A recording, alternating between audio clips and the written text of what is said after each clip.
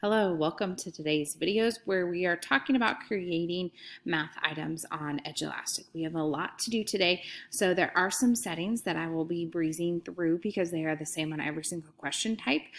So if you are confused by those settings, please go back and watch the video about multiple choice and items. That's where I explain those a little bit more in depth. All right, always to get to create a new item, we go to Item Bank, and then at the top right corner, we will click New Item. There are several choices for creating math type questions. This is really awesome for our math teachers. There are so many options here. These two are pretty similar. You can have students write in formulas or inequalities or expressions for their answers. They can create matrices, numeric answer. They could have an answer that just has a label on it. Down here, you could have them do some type of essay where they're writing their answer, or drop-down boxes. These both were covered in previous questions, so I'm going to focus on these up here. And actually, all of these equation types can also kind of be formatted in numeric entry, and the same with complete expressions. This is the same as numeric entry with just a label, and matrices really only applies to my upper level friends. So I'm going to focus on numeric entry for the point of this video.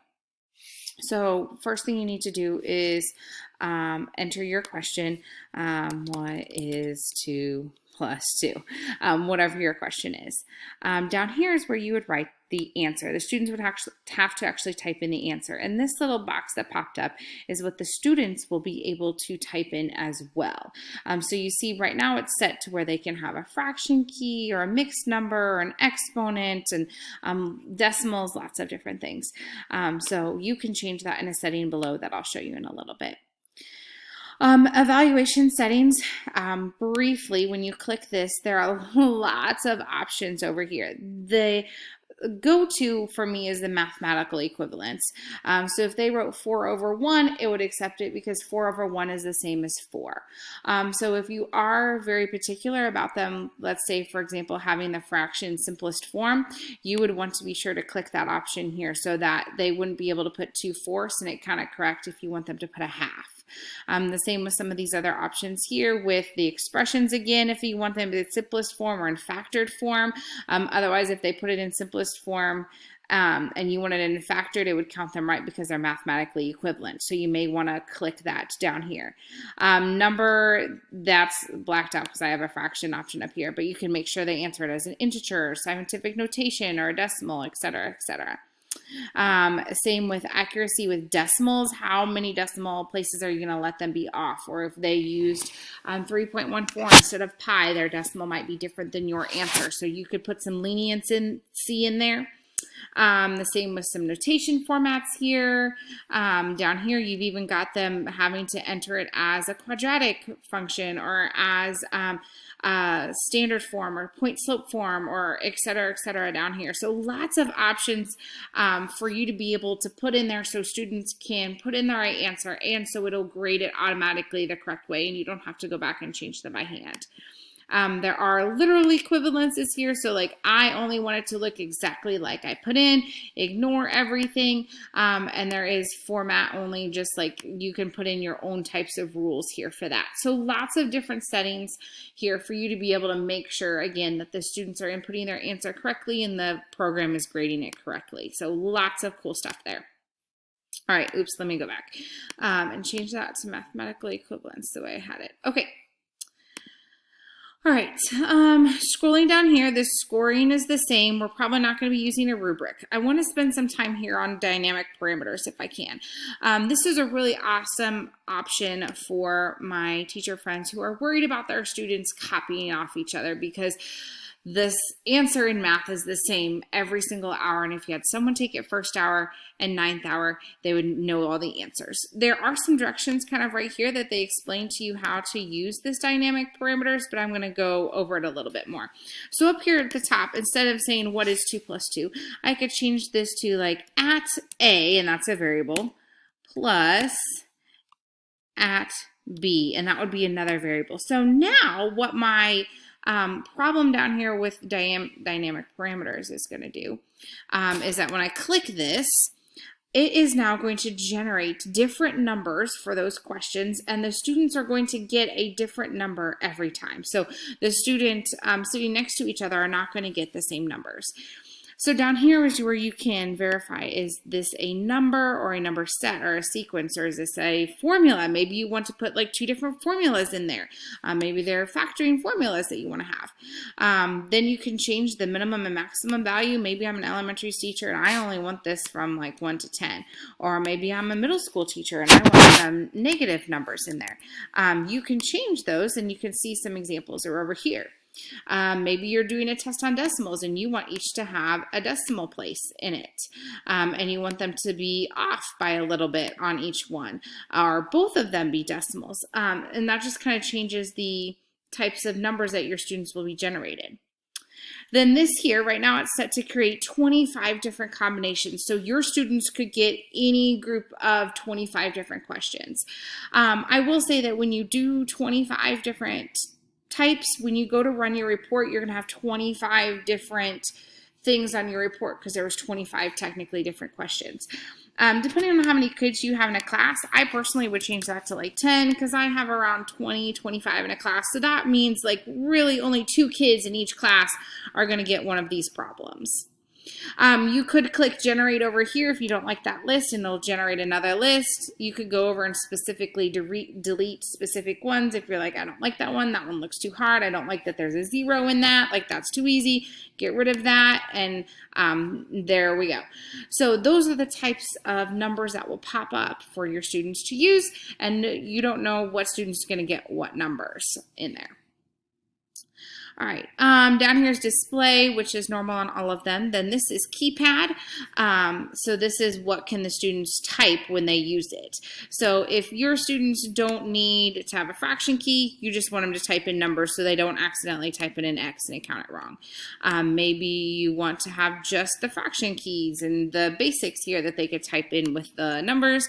Then you can get a little bit more advanced for my high school teachers with logarithms here and some degrees and some radicals, and then of course the most expansive here with lots and lots of different symbols. So usually I just leave it at basic, but that is of course up to you, and those are described earlier.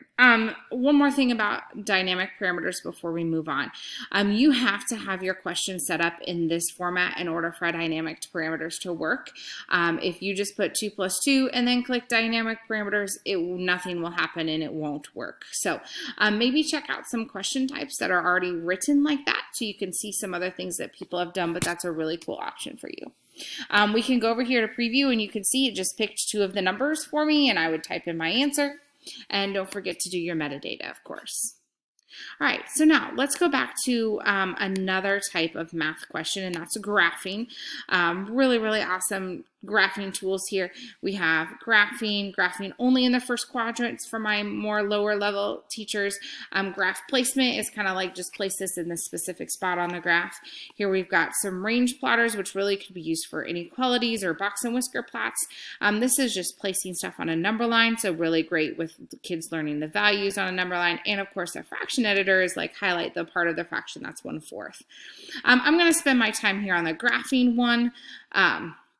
So again, you would answer your question or put your question here, like graph y equals 3x plus 2. And down here is where you're actually going to graph it yourself so the students can see your answers. I personally like to put in my y-intercept and then do my slope and then put in my line. So I have now graphed what is the solution, and you can see over here there's some tools for you if you mess up, unset, edit, all of that stuff. You could even add some tools if you wanted, like if you were doing a shape or a circle or an ellipse or a parabola that your students are sine, cosine. Awesome tools here for my upper level math friends. Polygons even, you could have them graph a shape and transform it. Really cool tools here. They only put the basic on here to begin with, but of course you can add those for whatever your needs are. So then when you scroll down, you have ways to add shapes that are already on there. Like maybe you want there to already be a polygon that they have to transform, so you want to have the original one on here. This is what the background shapes is for. You would add a background shape on there to start. I don't need that for this question, so I'm just going to move on. The student interaction, this is setting so that students have all of the drawing tools possible, which is kind of what we started with. If you only want students to have what you used, you can click with objects and it will put down the exact same objects that you used, and they will only be able to use those tools. I like to do this for my beginning graphers or beginning people that are working with this program, and I leave it drawing tools for my more experienced users. Scoring is the same as always. Display is the same, except for you can show the grid lines and draw and label zeros. Snap to grid, that makes sure that they can't put it just in a random spot on the graph, that it would put it in an actual spot. Here's your settings for the grid itself, like where are your x-axis minimum and maximum going to be, how are you labeling every 1 or every 10, depending on your minimum and maximum, and some more settings with showing all the axes and all of the stuff like that. What shape is it? Is it going to be something else? Again, here's the controls that the students are allowed, like maybe you want to get rid of the edit label option because that's not needed for your question, stuff like that. Here's the actual labels that you could write a title for the graph, a left and right label. I find this is more useful if you're doing some type of real world question, not the question that I gave you on there. Again, you can upload an image to graph on top of if you needed to right here, and some settings for that as well. Then that's the same as all the others. Again, you can go to the preview mode and see the students, and now see they can only use what I used instead of the tools that I started with. So pretty cool option there as well. All right, the last option we're going to try and squeeze in here is charts. So this is more students creating types of, to me, bar graphs, line graphs, histograms, dot plots, all of that stuff. So you can see all of those different options are here. I'm going to just quick do a bar chart. You would enter your question here. Like I would insert probably a table with my information on it and have the students graph the stuff on the table. Here's where you change this to this is the frequency and this is the time or the hours.